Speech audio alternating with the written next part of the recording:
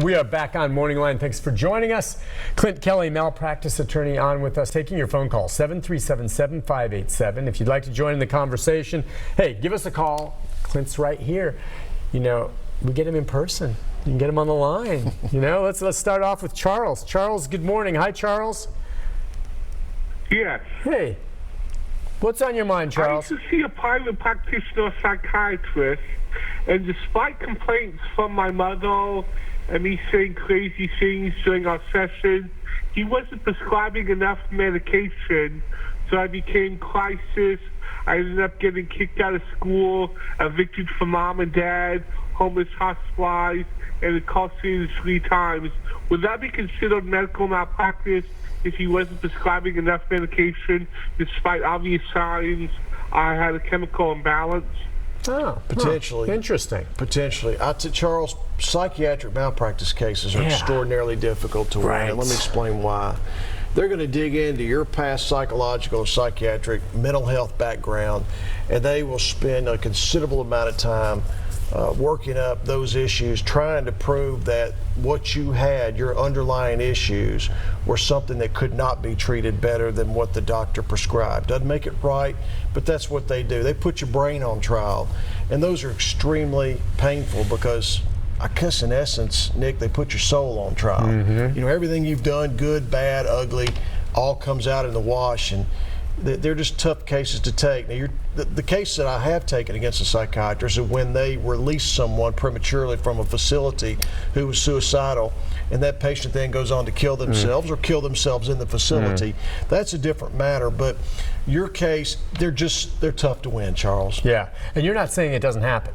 You're just saying it's hard to win. I believe Charles when he says this, and just like another doctor who may not prescribe a medicine for an illness that's physical, a mental illness that's not being properly treated, they can mess up, What I'm right? saying, Charles, he may have been negligent. He may have made a medical mistake. What I'm telling you is to prove that case and win it is so extremely difficult. Plus what you have to put the plaintiff through to get that case to trial. They're cases I try to steer away from. Okay, and that's what you do. And when people call to check with Clint, and by the way, at the end of the show, we'll have the phone number up where you can contact his office, but you basically triage. It comes through, and you have your staff that takes the calls maybe, and then you have to look at it and decide whether or not it's a winnable case if there was something done wrong, but then you also have to figure out what the damages are and how difficult it is to prove and what it's going to take. Yes, for not just for my benefit, but for the client's benefit. I'm not going to put the client through the ringer in a case that I don't believe we can win. That's not good for me, it's not good for my client, it's not good for the system. Exactly, and you'll usually explain to people why if you don't take it. Absolutely. I mean, every time a potential client calls me, there's an intake that's done in my office. Michelle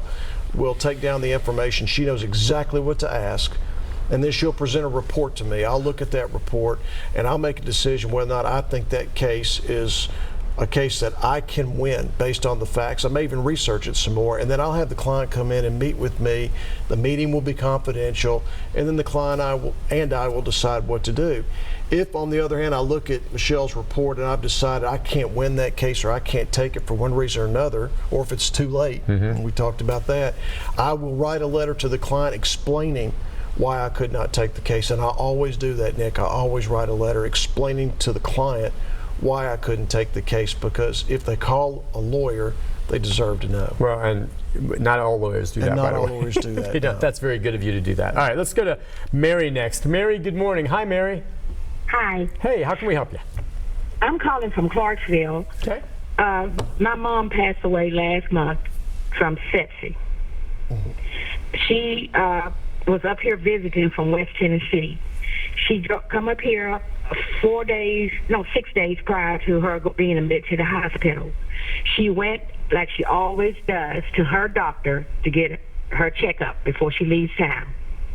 There's no way my mom's body was poisoned with sepsis, and this doctor did not know it, except for, she said, only thing he done was gave her a shot for her arthritis. He did nothing else. He checked her no other kind of way. She told him how bad she was hurting in her back area. And and she also had a UTI that was so bad they said it had really messed up her kidneys.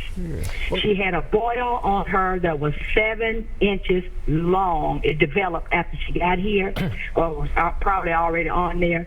He checked nothing. When she got here and she got sick at my house, we called the ambulance. The attendants walked up on the porch. They knew exactly. They said they could smell her outside. They said, we're going to get her to the hospital right now. She has sepsis. She died. She went to the hospital on a Thursday. She died the following. She went to the hospital on a Friday morning. She died the following Thursday up in Nashville because they transferred her from Clarksville to Nashville for long term. They said they couldn't do any good. It had already gone through her body, completely through her body. Well, I'm sorry to hear that, Mary. Let me ask you a couple of questions while I've got you on the phone. Where had she come from? Was she in a nursing home or some type of facility? No. My mom was living with my brother. My mom was, she couldn't walk. She hadn't walked since she was 54. But she was in on a walker and sometime in a wheelchair. She could cook. She could mop from her wheelchair. She did everything. How old was she? How old was she? 50? She was 80. 80. She was 80. So she was 54 when she hasn't walked since she was 54. Okay, go ahead. 54. And so she was doing everything, and nobody knew. She kept it. She said, I went to the doctor. She told me, she said, I don't feel good, but I went to the doctor, and they said, well, that's my arthritis. And I said, well, she didn't tell any of us she had all this going on. She just told us that the doctor said that they gave her physical, and that I said, well, what did they do? I said, did they draw blood or give you a urine test? And she said, no, he just said he's going to give me a shot like he always does for my arthritis. He gave me a shot in my knee. How do you go to the doctor for a terrible backache and you just get a shot in your knee for arthritis? Mary, where's this doctor located? In Ripley, Tennessee, at Dr. Zady's office. Okay, what I want you to do after the program is call my office and ask to speak to Michelle. Michelle, okay. Yes, ma'am. She does all the intakes, and ask for her, and she will ask you. You tell her that I referred you to her, and she will ask you a series of questions about the circumstances of your mother's death. She will send a report to me, and after that, I will get back in touch with you. Either I will write you and tell you, hey, I can't take your case for whatever reason, or I will have you come into my office and we'll investigate the case further. It's entirely confidential, doesn't cost you a dime, and this way we'll try to figure out what happened, okay? All right. Hey, Mary, thank you. And Mary, we've got the number up on the screen right now. It's an easy one to remember. So, yeah, you can give a call, and we'll have that up again at the end of the program. Just from listening to this, and I know we don't have all of the details, but it sounds like what will hinge on whether or not she has a case here might be whether or not you can prove this officer or this doctor did not follow standard of care based on what this woman's complaint was. Correct. I'm fairly confident based on what she said that the sepsis is a blood infection, everybody. That's what that is. The sepsis was caused by this boil. More than likely she got an infection through the boil. It got into her blood because the boil was so bad. The infection, if a wound is really bad enough, an infection can make its way straight into the blood supply. And then it goes all around your body. And then it goes all over the body. Shuts down the kidneys. Yeah, and then the game's over at that point. You can't really handle that type of infection with an 80-year-old lady. So the question becomes, first of all, A, did the doctor recognize the boil? I'd like to know why it occurred.